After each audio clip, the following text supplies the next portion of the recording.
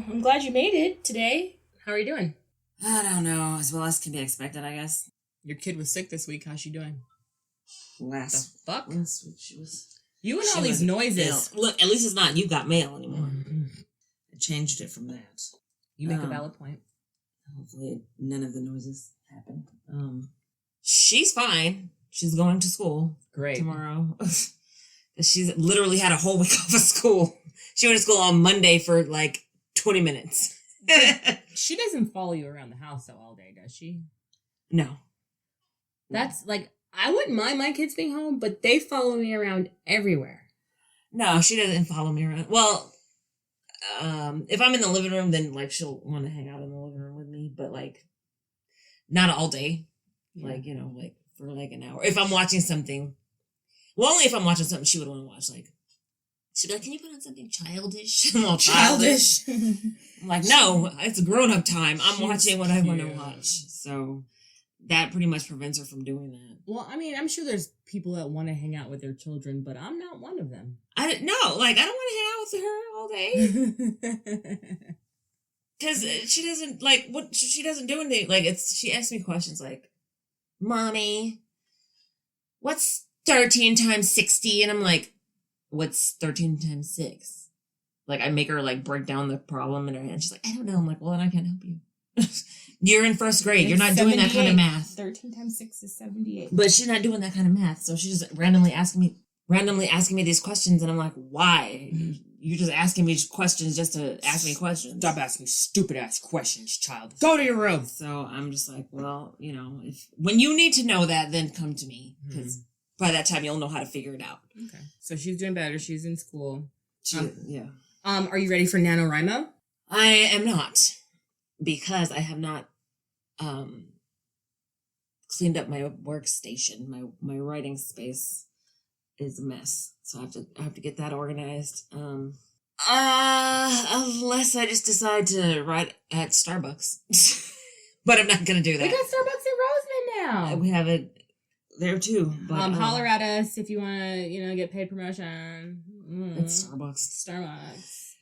Starbucks don't need no type of advertising whatsoever. It is ingrained in humans or Americans to just go to Starbucks. Yeah. Even just for like a regular coffee. Listen here. Every day my child is like, "Can we go to Starbucks?" I'm like, no. Absolutely not. We cannot go to Starbucks. Like, seriously. I just want to get blah, blah, blah, blah, blah, blah, blah, blah, blah, blah. I'm just like, I just want to keep money in my pockets, so I'm not going to Starbucks. How about no? How about no? All right, cool. So you got to figure out a place to write. I mean, I have a place. I just have to get it straightened up and shit, which is going to take some more time than I really want. So, okay. What's going on in your life? Soccer momming so hard. We just had soccer pictures today. We had a game yesterday. The season's almost over. I can't wait to get my Saturdays back. But I really... Wait, how many games is the season? 8? I think it's more than that. I'm not sure. I need to count. But I love my little players. Like, one of my players, anytime he sees me, he, like, runs up to me. He's like, "Coach Sonny! Ah!" Like, he's just the most, like, affectionate, loving child. And, like, we were on the soccer field yesterday, and he was just tired, and he just, like, all of a sudden, there's this kid holding my hand. I looked down. I was like, "Hey, dude." He was like, "I love you." And I was like, "I love you, too." Oh, my gosh. Oh, that's adorable. It was really sweet, and honestly, it really melts my cold, dead heart. And I just, like, you just really give me life right now. My cold, dead heart. I just feel like, living life, the longer you live, the more bullshit you see, the more, jaded. Yeah. World weary. Yes. You just become so untrustworthy. How about this? Untrusting. Excuse me. You become so untrusting. What's the dude's name that killed his girlfriend? He strangled her in Wyoming. And then they found him in the swamps. I knew he killed himself.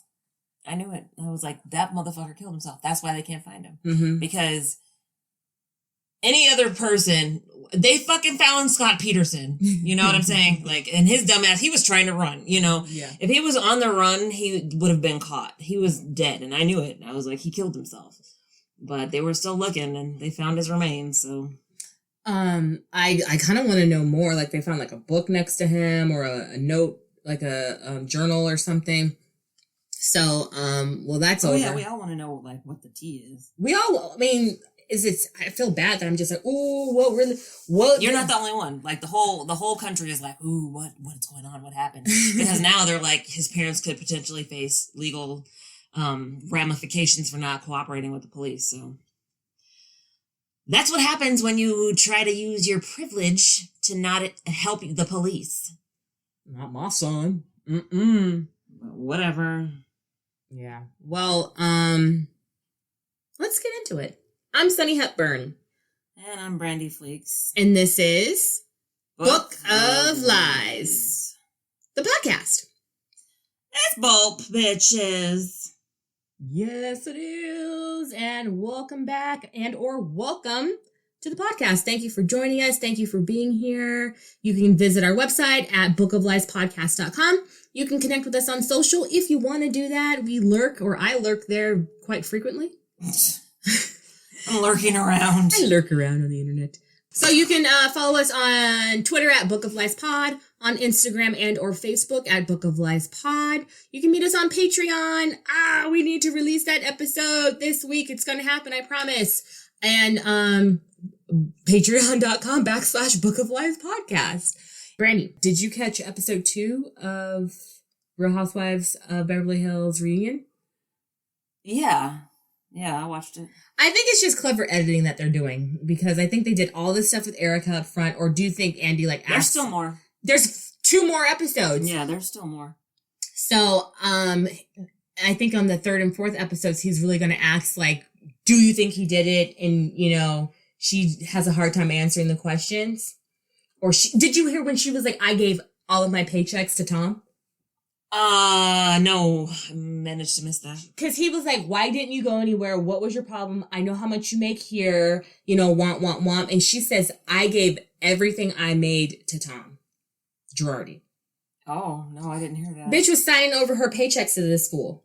You know what? I think I came in like 15 minutes late or something. So maybe was it in the beginning? You watched it live? Yeah. Okay. I watched it on the Bravo app.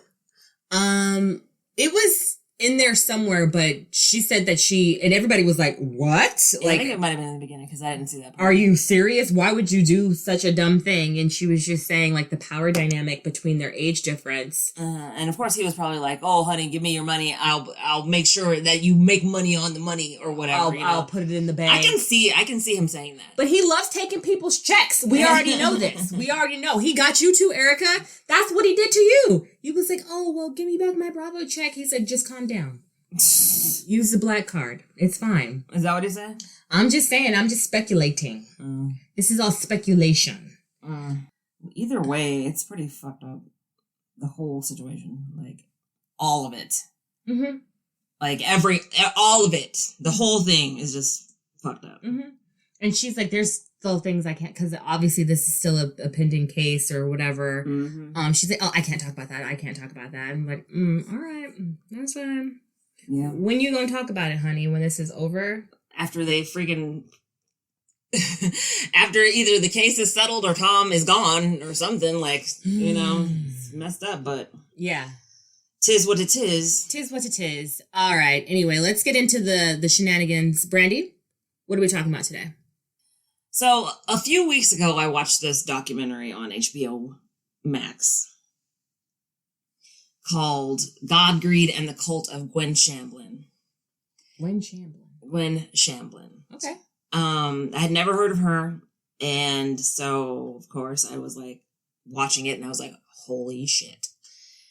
So, we are talking today about Gwen Shamblin and the what are they called? The Remnant Fellowship Church. Gwen Shamblin was born to parents who were members of the Church of Christ. The Church of Christ is a church in which women are not allowed to speak in church, let alone hold positions of power. Mm.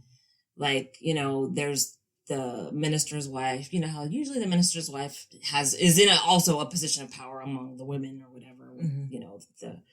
The church organizations and like fundraising and all that stuff. Well, they're members of the Church of Christ. And in this church, women can't even talk in church. She was like one of 5 or 6 kids. I think they said 5, maybe 6, maybe 4. I don't know. But their mom, there was more than her in the house. And so when there was, having meals, her mother would tell them to clean their plates. So she, Gwen, apparently, because there were so many mouths, would always, try to get her fill. And she developed a very healthy appetite. And when she went to college, she gained the freshman 15. Like we all do. Of course. Sorry about that. So she decided that she wanted to learn how to be an eater that didn't gain weight. She earned her undergraduate degree in dietetics from the University of Tennessee. And she got her master's degree in food and nutrition from Memphis State University. Then she became a registered dietitian and a consultant and a faculty member at Memphis State University. And she worked there for 5 years. And then she worked for the Tennessee Department of Health for 5 years. She married a man by the name of David Shamblin in 1978. And they had 2 kids, a boy and a girl, Michael and Elizabeth. Aww. Right. So in the late 90s, she writes a book called The Way Down, Weigh. And it's, of course, a diet book, and it's telling people how to lose weight, how to eat, but not gain weight. Listen here. Diet books sell, I probably own like 5. Yeah, they do. But this was a religious-based diet book. Ah, okay, yeah. So it's really going to sell. There's more on the market than just that. I mean, there were other, religious-based market books like What Would Jesus Eat? And another one that they had named, and I was just like, fucking ridiculous. The Jesus diet. Isn't that kind of like the, not the caveman diet? It's something when you eat. Paleo, yeah. I don't know, because I didn't read that book. Nor did I. But she wrote a book called The Way Down, and it was a book that told people that they could lose weight and they could eat whatever they wanted, but the way to do it was, through God, basically. Okay, let's hear it. So, she had told, in an interview, she had said, I teach people how to stop bowing down to the refrigerator and how to bow down to Him. Mm-hmm. Your body is a temple of the Holy Spirit. And then she said a whole bunch of other shit. And then she was like, so honor God with your body. So she's, one of those people. She started doing seminars or workshops. It was called the Way Down Workshop. And that's where she taught, the program that's in her book. And she said that there were no bad foods and you could eat whatever you wanted, but you had to do it when you were hungry, when you were physically hungry. So your stomach had to be growling or you had to be on the verge of passing out. You got to be dying. Yeah, you had to starve. And then you can eat whatever you want. You can eat all that you want, until you're satisfied. That doesn't sound right to me whatsoever. But people have been doing that anyway. It's basically anorexia is what that fucking is. It's anorexia. But they starve themselves and they binge. But this one doesn't advocate purging. So you starve yourself and then you binge. And then you do that. That's what you do. So you only eat when you're on the verge of passing out, basically. Your stomach has to be growling or you have to be having hunger pangs, that kind of thing.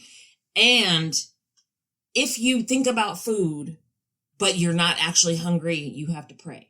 Jeez Louise. You give that desire, or she calls it an addiction, give that addiction over to God and you pray. Oh, goodness gracious. Right?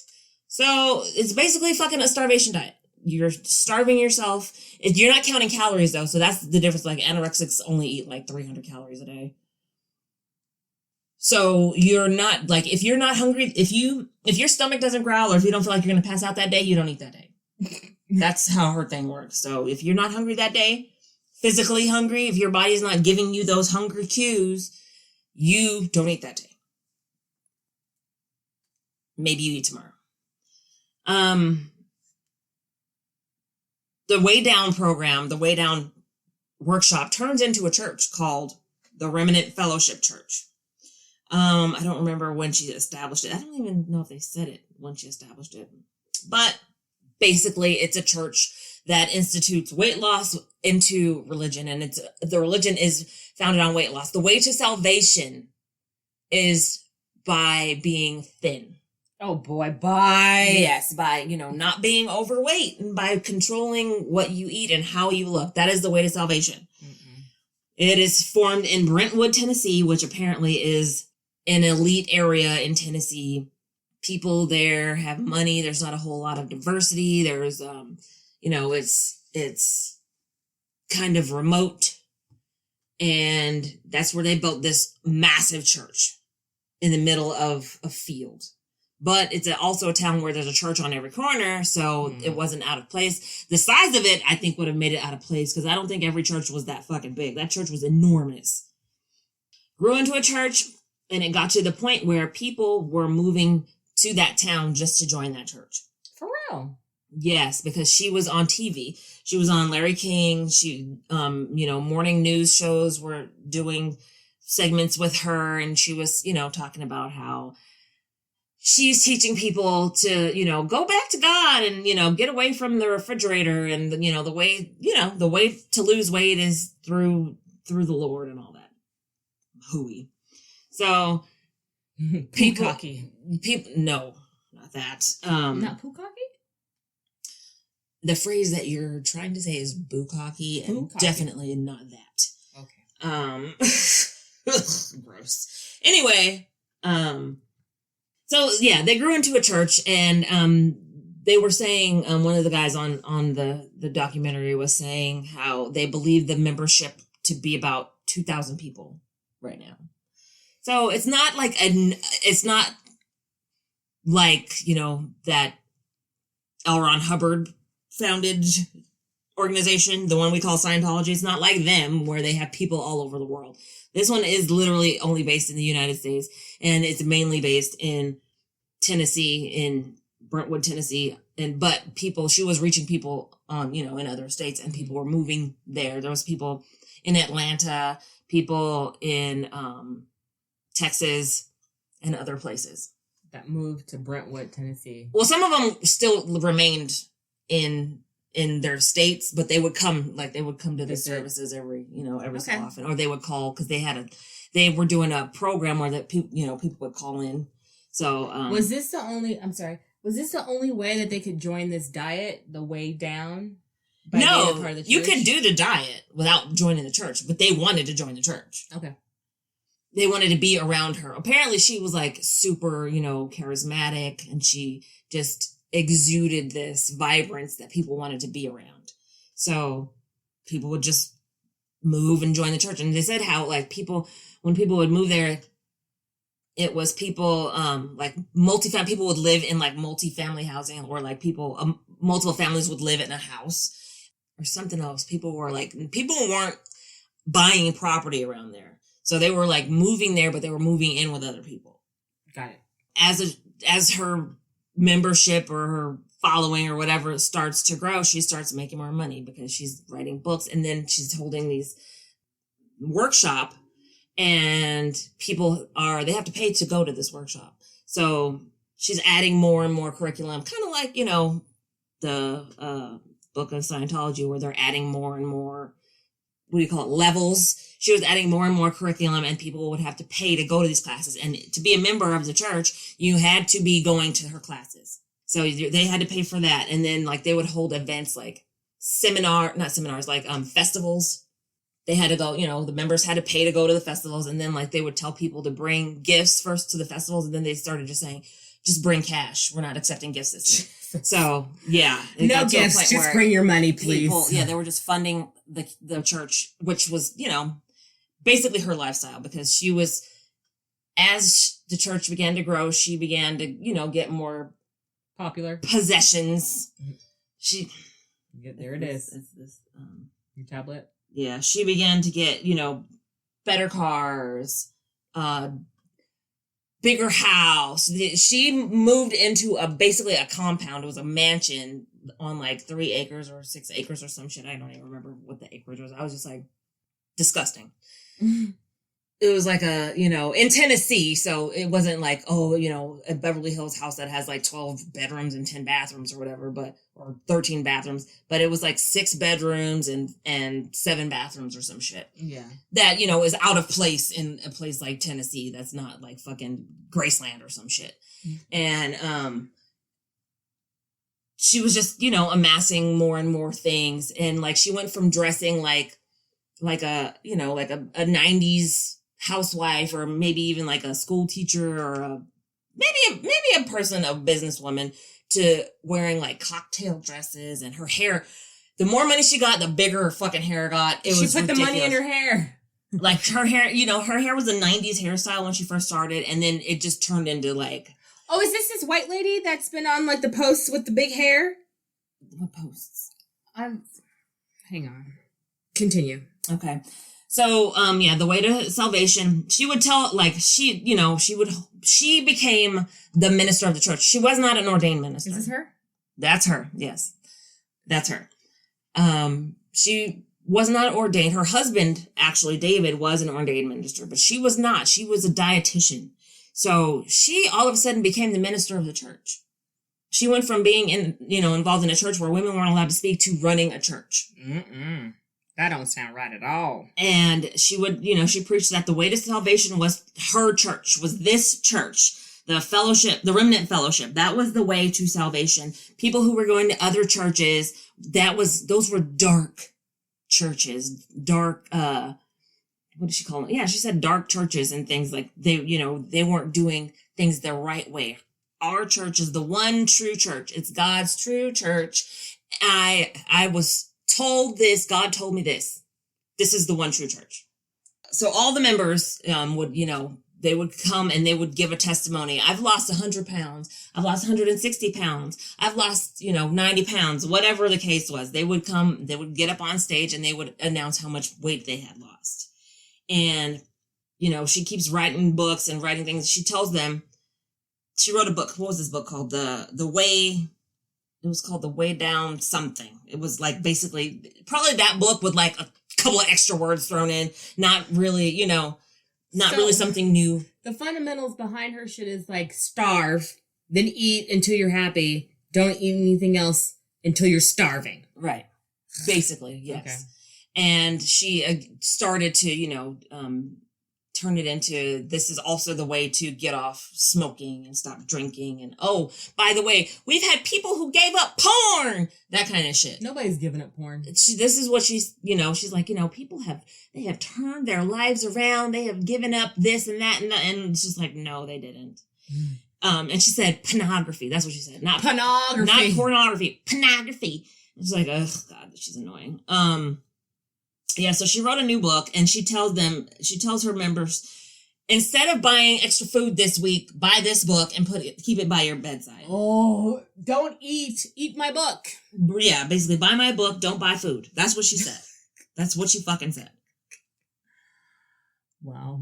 So, yeah, she looks, you saw the picture, that was a collage, but like she looks like, if you just look at her, in the videos, she looks like a crazy Barbie.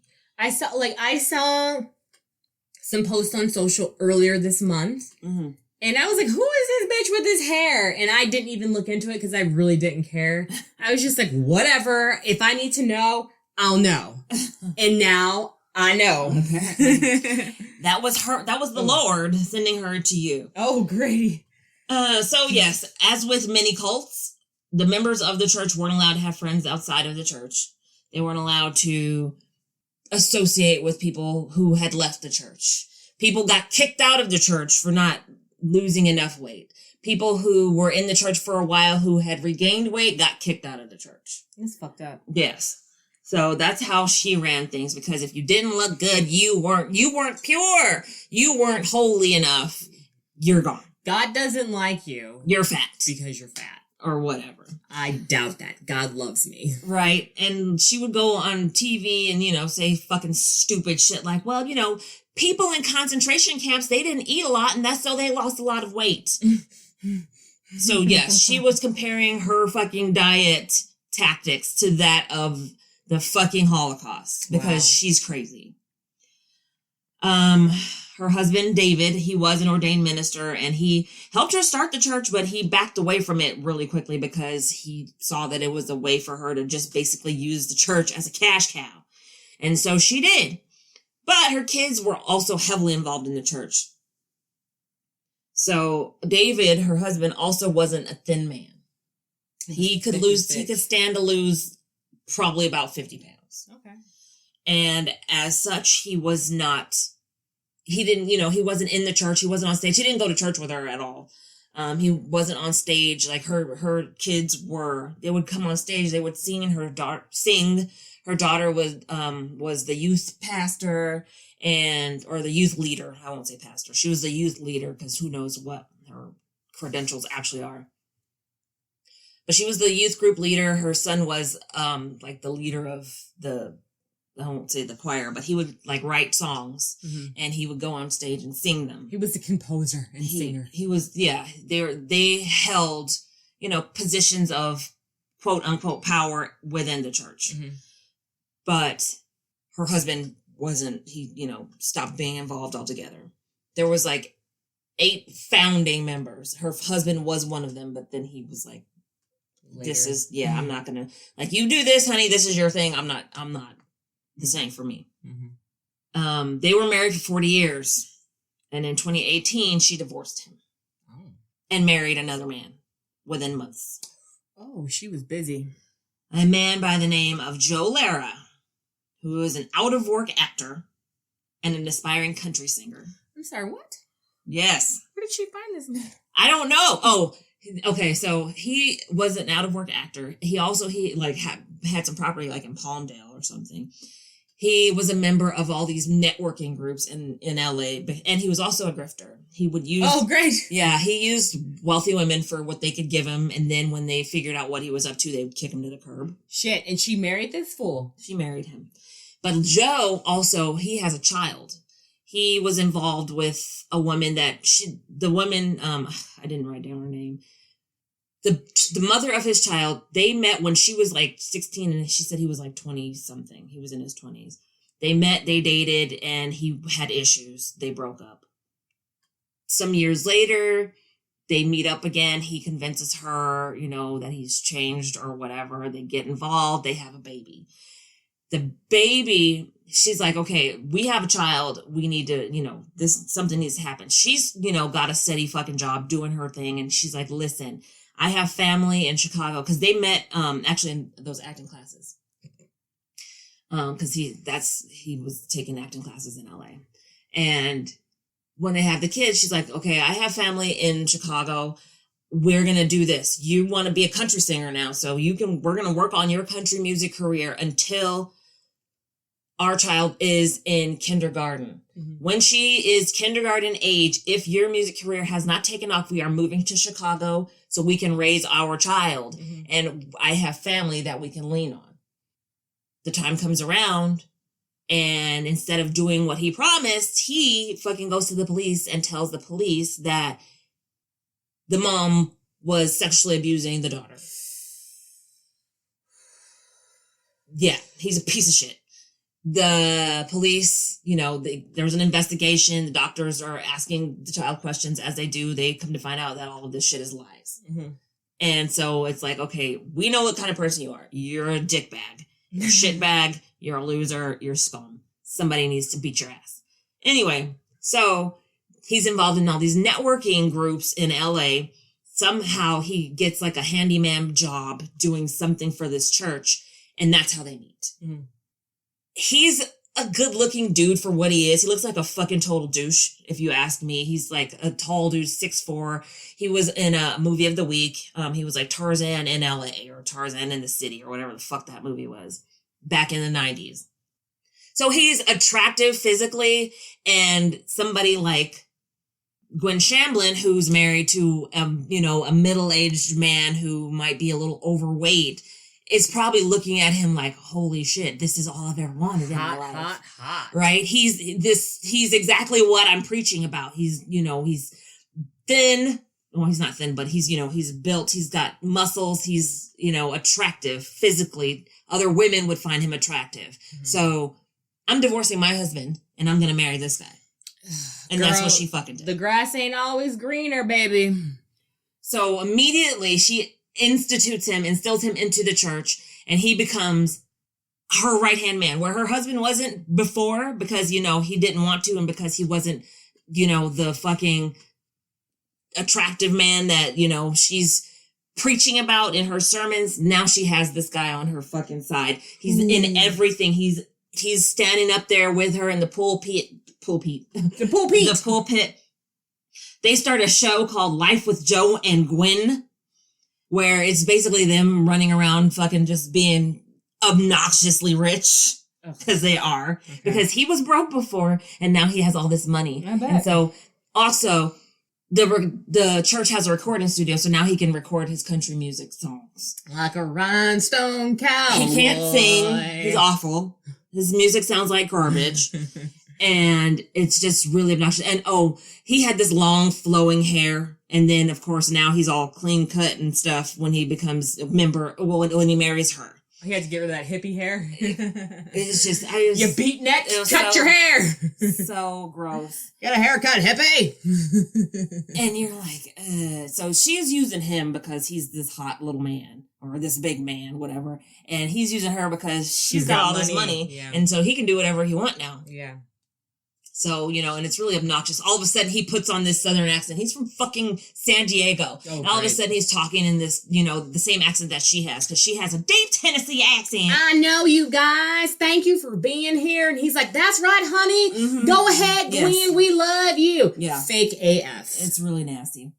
And so now they're all over the place. They're Sunny and sharing it. Pretty much, yeah. They have, they start, because they have a recording studio. They do, they put on their own shows. Like, I don't know if they were, YouTube shows or what, but they managed to have like broadcasts.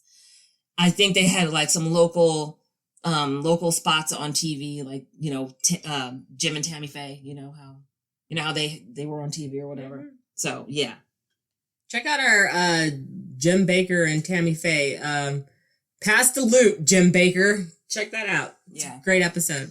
Pretty sure that's what that was. They would buy local spots on their local TV stations and whatnot. Mm-hmm.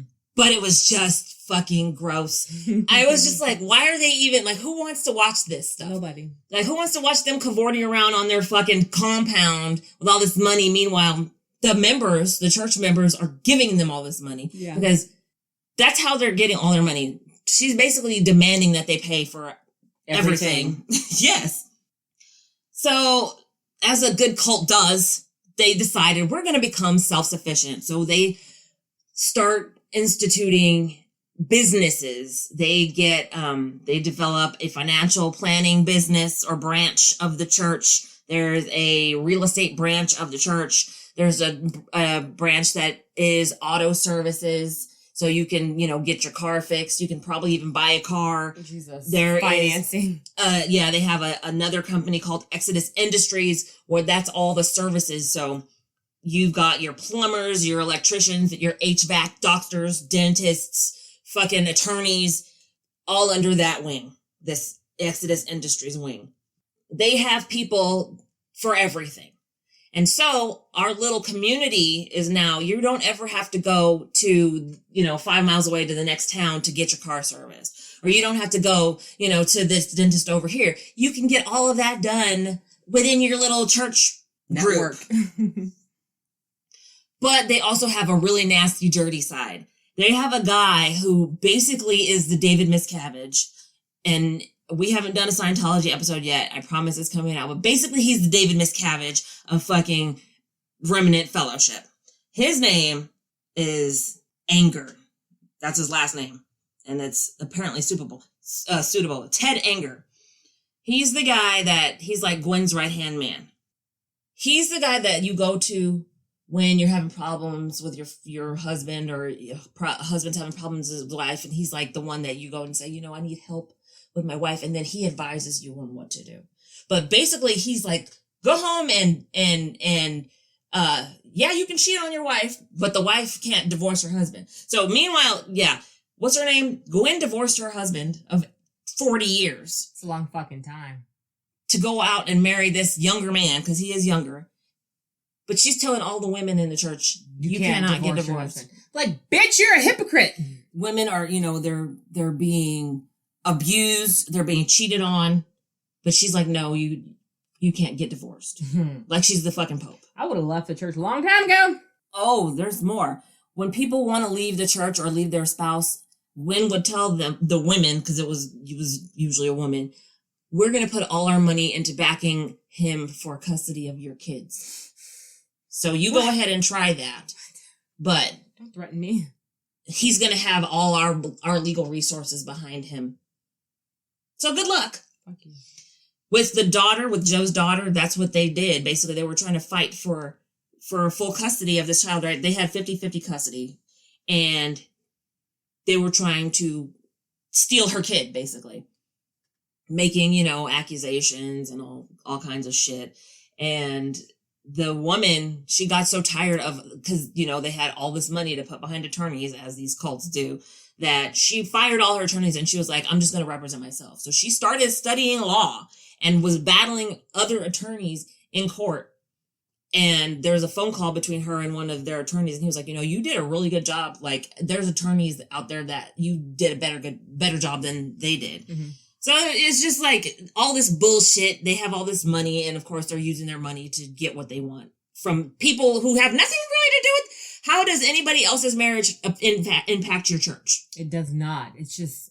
Well, it does, because we're losing a member. Mind your business, and first of all. Money that's lost. It's so stupid. Mind your fucking business. Yeah. And it got to the point where even like there was a woman who wanted to leave her husband, and she had talked to Gwen about it, and Gwen had told her, we're going to use all our resources so your husband can get custody of these kids.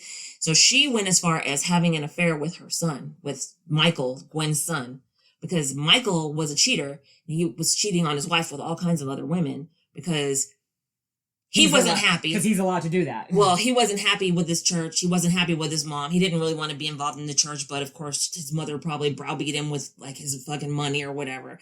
So he stayed in the church and stayed married to a woman that he didn't want to be married to. So he was cheating. She went as far as to have an affair with him and used that as leverage to get out of the marriage that she was married to her husband. And she was like, you tell your mom to fuck off about my kids. So basically, that's how she got out of her marriage. Sneaky bitch, hell yeah. It's like, hey, I don't condone cheating. Cheating is not right, y'all. But if I gotta take a dick to get rid of some dick, oh my God, I'm taking the dick. Oh my God. In a southern accent. Thank you very much. Oh, well. She took a dick to get rid of a dick. You know what I mean? Mm-hmm. But they had some similarities. And like, it was really funny because I was like, damn it, they're just like Scientology in these aspects. They also were the type to put little kids in charge of other little kids. So in Scientology, if the child is older, then they can be in charge of the younger kid. Right. They did the same thing with the kids in this church. Mm-hmm. They would have, 12-year-olds watching 9-year-olds, 9-year-olds watching 5-year-olds, that sort of thing. Well, they had this thing about kids being obedient. And she was like, your children are a reflection of you, and children need to be obedient. And if your child's not being obedient, you have to do what you have to do to get them to be obedient. So basically, they condoned these people beating the shit out of their kids. They were recommending that you the hot glue sticks, the long ones that are like thick and they're like 6 inches long. You whip your kids with these hot glue sticks on their bare legs. Oh my God.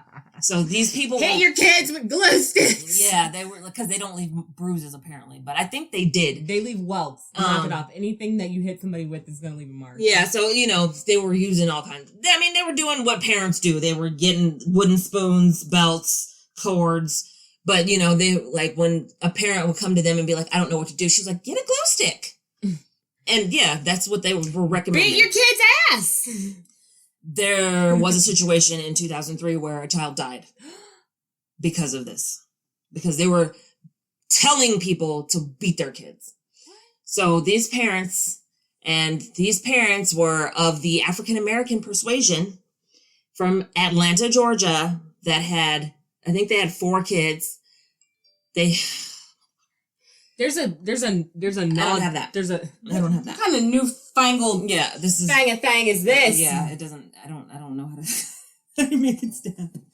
Like, they changed, It's fine. they changed stuff around. Just deal with it. You guys are going to be hearing these pangs. I'm not editing it out. It's too much. Anywho, so yes, these parents from Atlanta, they had a child that had some behavioral issues. Mm-hmm. One of the ladies said that he would sleep with knives under his bed and he threatened to kill the baby. And how old is this child? 8. Okay. And so he was, having I don't know what was going on in the house to make him want to sleep with knives anyway. That's the question that they should have been asking, and not how do we fix this? So they would just beat his ass, beat him.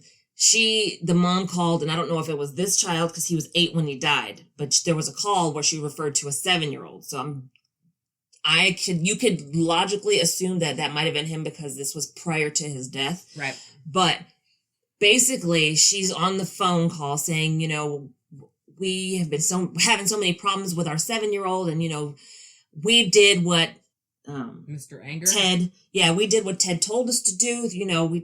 We whipped him and we put him in his room, took everything out of his room, put him in his room with just his Bible from Friday to Monday. And he's changed, right?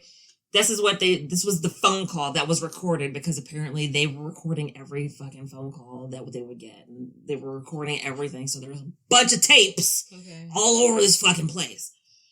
In 2003, I don't know if they were at church, but they were having a church service, and he was misbehaving, quote unquote. And so they put him in a box, in a wooden box. They said it was a wicker box, but the lining was wood. Mm-hmm. Suffocating. Slammed the damn, the door onto his head because he kept popping his head up. And then they sealed it. Yeah. With bungee cords. They come back. He's not breathing. They killed this fucking baby. 8 years old. It's horrible. They were convicted of a murder in 2007. And of course, people were like, the church, because they condoned this shit. Well, the church, of course, backed their lawyers and they put up websites. Oh, they're innocent. They're innocent. They're innocent. But this is what happens when you're a church and you're so heavily involved in your church that you freaking allow your church to tell you basically to abuse your child to death. That's horrible. So at the time, of course, there was a lot of people, were suspicious about the church. They were deposed about being a cult. Yeah. They were deposed about the case. And she was like, they were asking her, do you think you're a prophet? And she, was like kind of skirting the question. Do your parishioners or do your followers think you're a prophet? And they were doing what they could to try to not be called a cult, but they're a fucking cult. You're based on your foundation is weight loss. You're a fucking cult. You're trying to tell people that God is the reason for your weight loss. You're a cult. Let's be serious. You're not a cult that believes in aliens, but you're a God cult nonetheless. Okay, so Ted Anger was, again, an asshole. They said that he liked to punish people because they had a thing where if you did something that wasn't in the confines of the church. So like if you were a husband or if you were a wife and you didn't listen to your husband, they would call you into leadership for counseling, which was basically like, them verbally abusing you for however long. Kind of like a tongue lashing. Yeah. Kind of like the Scientology, what do they call it? That compound that they have over in, Hollywood? No. In, the place where we used to go for, volleyball tournaments. I want to say 29 Palms, but that's not it. Close to that. Bishop? No. Yeah, that place. You know what I'm talking about. Yes, I do. Hang on. Fuck. It's not Bishop. It's something out there. No, Bishop's that way. I know. It's down this way. Yeah. In San Bernardino County. Yeah. Yeah. So, they have a place over there where they would just skirt people away to and they would be tortured. Well, this is kind of it was a lesser form of that because they would call them in for a couple of hours and just basically verbally abuse them and berate them for not doing what they're supposed to do. And there was one, they would counsel women who weren't, sexually intimate with their husbands. They would counsel them to be like, hey, why don't you have a glass or two and then just, let him do what he wants to do. And like one of the women, she was like, yeah, I call that rape. Oh. So yeah, they were trying to basically encourage the women to be submissive to the point of Hemet? Yes, it's in Hemet. Hemet. Thank you. It was killing me. I had to get it. That's where the abuse compound in for the Scientologists is or was. Ted Anger, of course, he would, there was one woman who, he gave that advice to, why don't you have a couple of glasses of wine and just let your husband do what he wants to do or whatever. Well, she got pregnant for the third time. Ew. And of course, Ted Anger berated her for getting pregnant because apparently the husband didn't want to have a baby, but you wanted to bang your wife without protection. So yeah, and I'm pretty sure they were of the mindset that women shouldn't be on birth control, that kind of bullshit. So blame the woman for everything, blame the kid for everything, blame the man for nothing. He did nothing wrong.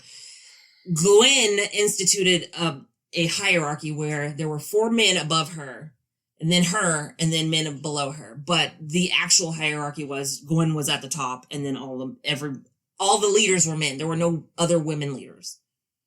Just her. So you can imagine how it looks for other women when you're telling me I can't get divorced and my husband is my boss, or not my boss, but I have to do what my husband tells me and all this other stuff. But Gwen is the I would have left. I would have been out of there. Exactly. Fuck this place. Exactly. And that's what I don't, the interviews were with people who had left. Yeah, of course. But it's like, why are you talking to this woman talking about, I think I want to leave. Just go. Just fucking go. Come out of this place. Like, what are we talking about? Guess what? I'm not coming back. And then there was a man who had been married to his wife for I don't know how long. This man, he said he's in his 60s now. And he said that his kid, when Gwen got divorced, he said that his sons called him and was like, Daddy, you better get your shoes on. Mommy's going to divorce you. And he's like, what are you talking about? And they're like, well, Gwen got a divorce and mom's got to be like Gwen. So yeah, she did. She's fucking divorcing and they're going through a divorce right now because Gwen got divorced. It's okay now because Gwen did it. Because before she was married still to David. All kinds of bullshit, was going on. The kids, there was a situation where her daughter Elizabeth, they had a baby. Well, they have kids. They had like 4 kids. And I guess at some point they lost a baby. Elizabeth and her husband. Mm-hmm. Mm-hmm. And instead of, asking the church to come around, how like support. Yeah. And like, prayers to the family because their baby passed away and whatnot. They didn't even mention it at all. But when the people went to church, the members went to church, it was like, they said it was like walking into a funeral home. But they wouldn't allow her to express her grief for her baby that she lost. So they just went about business as normal, business as usual. But if you look at the pictures of this chick and the video of her, she looks like a skeleton person. She does not look good at all. Elizabeth? That's so sad. So they just, the way it's honestly, if you look at it just like from the outside and anything about, how Scientology was run, it's there's so many similarities. The only difference is they don't believe that they're aliens. Dude, so I was helping my child do her history homework and it was regarding religion. It was regarding Christianity, Muslim, Islam. Islamic. And there was something else.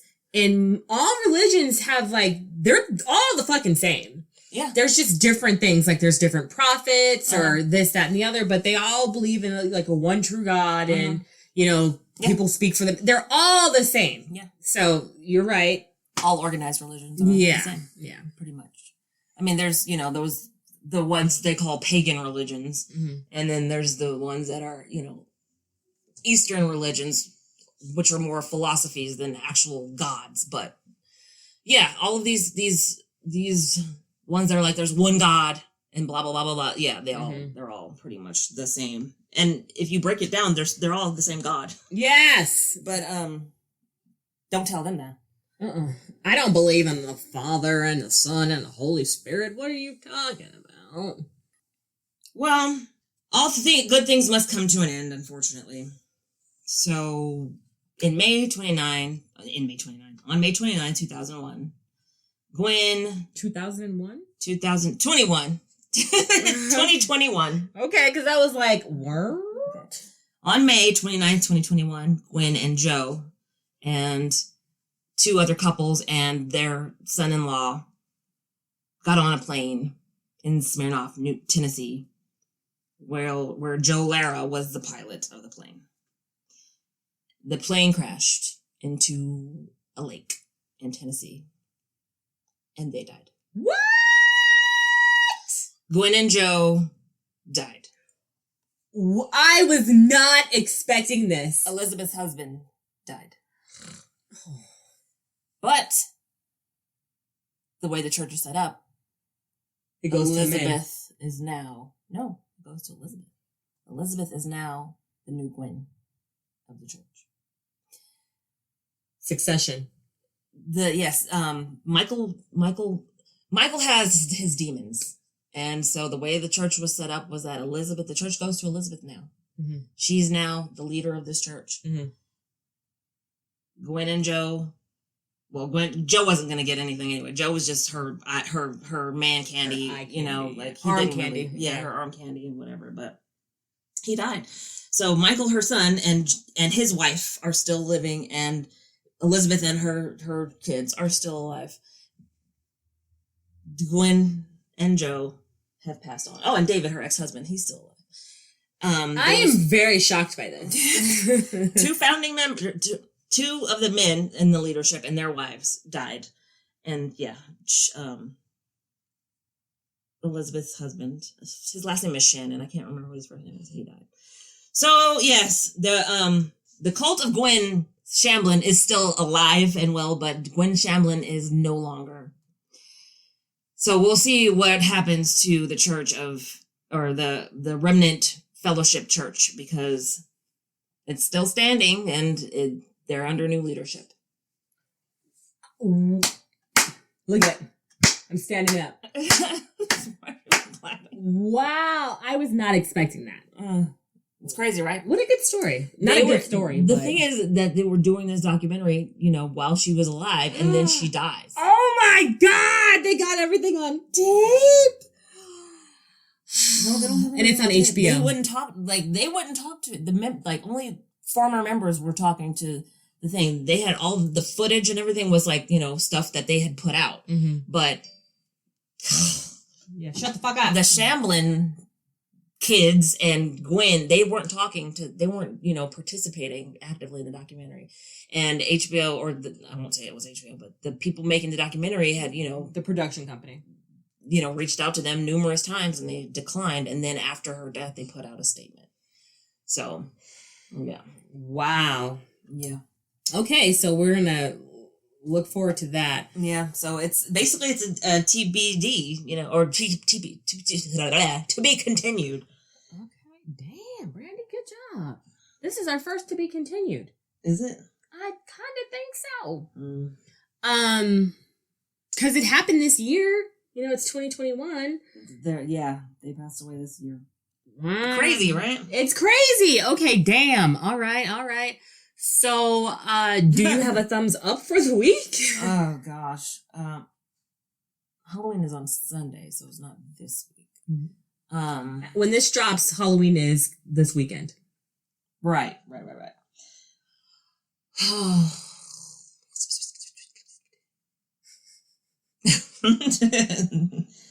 Thumbs up for the week. Let me think about it. I went out today and I was like, oh, look, it's going to be such a nice day to do, work in the yard. And then it started getting windy and I was like, fuck. It's going to rain tomorrow. Apparently. I don't have a thumbs up for the week. No, I don't have one. Do you have a thumbs up for the week? Take care of your mental health. It's important. That's a thumbs up.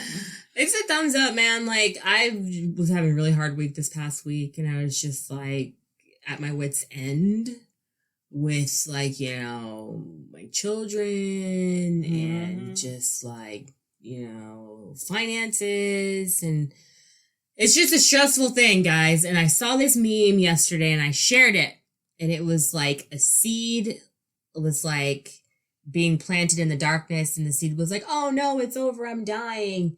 And like, the seed was being planted in the darkness. So I'll bring it up. So it says, or it's something to the effect. Sometimes when you're in a dark place, you think you've been buried, but you've actually been planted.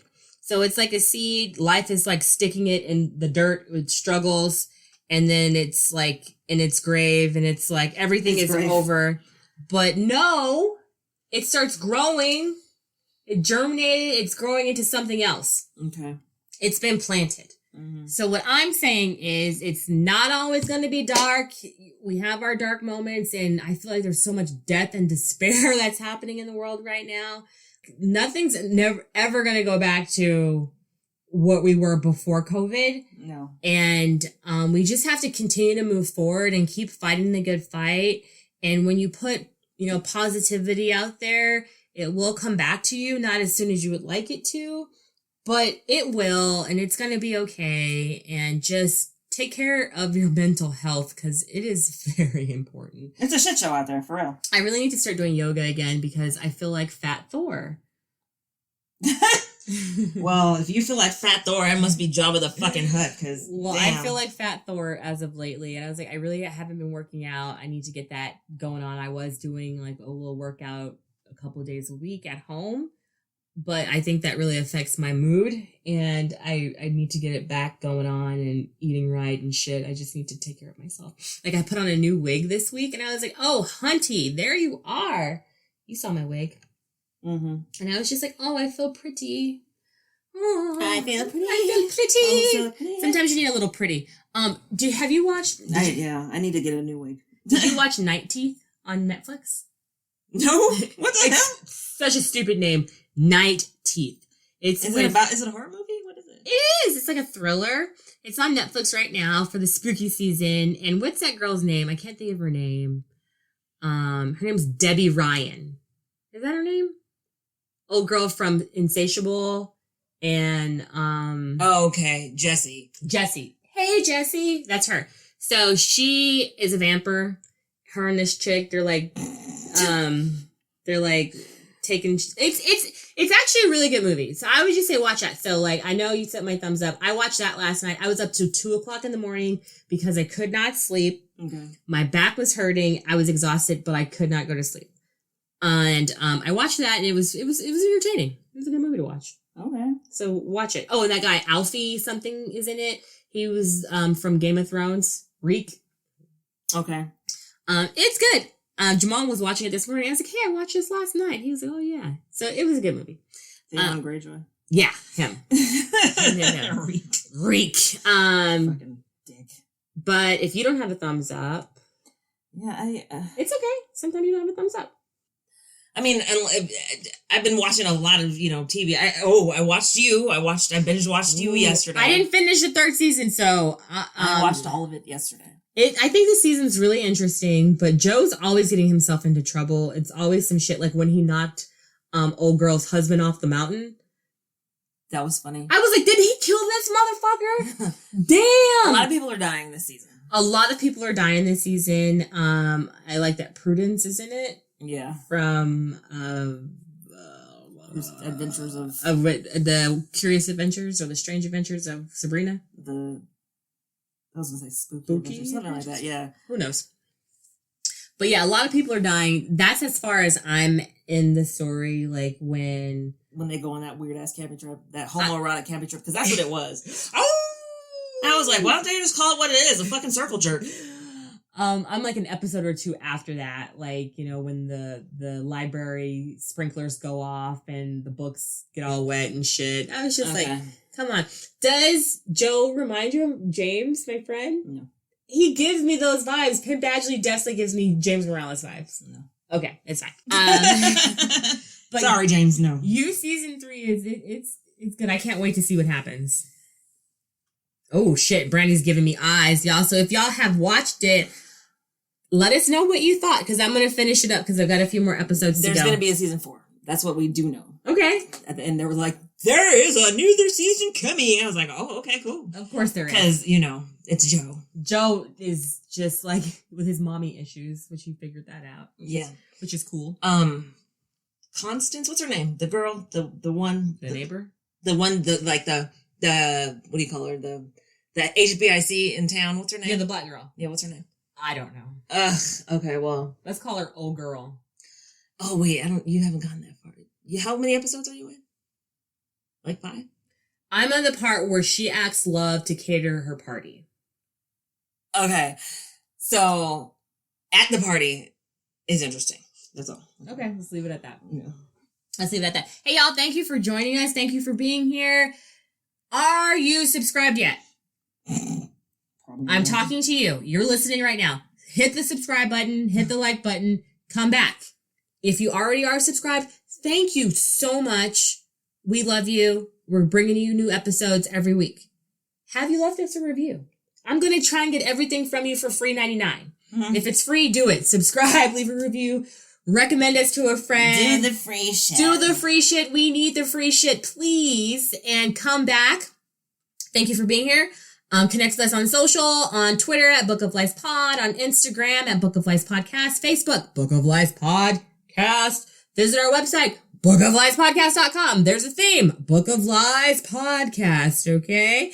I am Sunny Hepburn. And I'm Brandy Fleet. And this was Book of Lies, the podcast. It's bold, bitches.